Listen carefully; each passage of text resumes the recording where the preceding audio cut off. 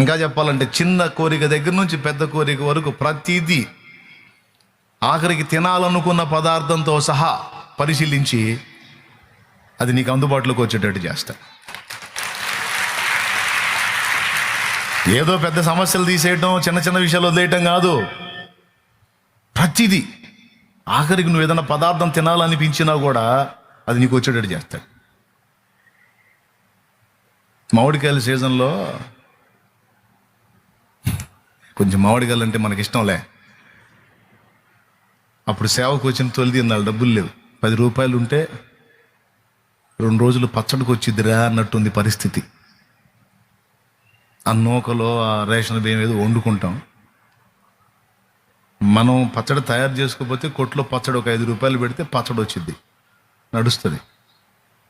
అట్లా 10 రూపాయలు ఉంటే 2 రోజులు పచ్చడి వచ్చిద్దిరా, ఇబ్బంది లేకుండా గడిచిద్ది అన్న పొజిషన్లో ఉంది. అప్పుడే పళ్ళు రసాలు మామిడికాయలు దిగున్నాయి మార్కెట్లో. సైకిల్ మీద పోతా ఉన్నా, కనపడుతున్నాయి, ఏమరా అన్నట్టు. డబ్బులేమో 10 రూపాయలే ఉన్నాయి జేబులో. అయినా సరే అంత మనసులోనే కాయలు చూస్తే అద్భుతంగా ఉన్నాయి, కొనటానికి మనసు రావట్లా. 10 రూపాయలు ఇస్తే ఇంకా అయిపోయింది, 2 రోజులు మళ్ళీ ఇబ్బంది అన్నట్టుంది పరిస్థితి. సరేలే, డబ్బులు వచ్చినప్పుడు తిందాం, ఇప్పుడు దేవుడు ఇవ్వలేదు అంతే అనుకుంటే ఏదో పాడుకుంటూ వెళ్ళిపోయా.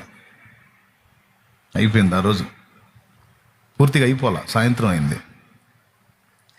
నా మనసులో నేను అనుకున్న ఆలోచన తల్లిదండ్రులకు తెలియదు, భార్యకి తెలియదు, నాతో ఉన్న బిడ్డలకి తెలియదు, ఎవరికి తెలియదు. ఈ లోపల నేను ఆ పండుగలు చూసి ఆశించింది ఆయన చూశాడు. ఆయన తెలుసు. ఏందిరా మామిడికాయ తింటావా, సరిపో అని ఒక అన్యురాలతో మాట్లాడాడు. ఒక అన్యురాలతో. ఆ అన్యురాలు మన సహవాసానికి వచ్చేటువంటి ఒక సోదరికి ఒక పెద్ద కవర్ నిండా, పెద్ద కవర్ ఇంత ఉంది కవరు. ఆ కవర్ నిండా నేను బండి మీద చూసిన కాయలు, ఈ సైజు కాయలు ఎంత ఉందో ఒక్కొక్క కాయ. మామిడి పండు అండి, మామిడి పండు ఒక్కొక్కటి ఎంత ఉంది, 5 పెద్ద పెద్ద పండ్లు 5. ఆ కవర్ నిండా వచ్చేసినాయి 5.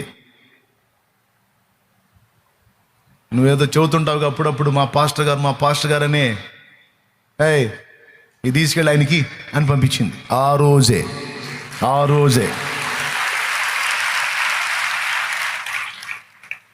ఇప్పుడు మీరు చెప్పండి, కాయలు తినటం సంగతి ఏమో కానీ ఆ కాయలు చూసి ఏడుపు వచ్చింది. ఏమయ్యా, మనసులో అనుకున్న దాన్ని కూడా వదిలిపెట్టవా? అచ్చంగా నా మీదే వేసావేంది కెమెరా? అది ఎట్లా తెలుస్తాయిదేవా నీకు? పొద్దుకూకు ఆకెళ్ళే పెడతావా నీ మైండ్ అంతా? అరే నేను రోడ్డు మీద పోతా అనుకున్నది నీకెట్ట తెలిసింది? అసలు అంత దృష్టి ఎట్ట పెట్టావు? నీకేం పనులు లేవా? ఇంత ప్రపంచాన్ని నడిపించాలి, ఎంత బిజీ నువ్వు. అసలు ఇంత బిజీలో నన్ను ఎట్ట కనిపెడతావా నువ్వు?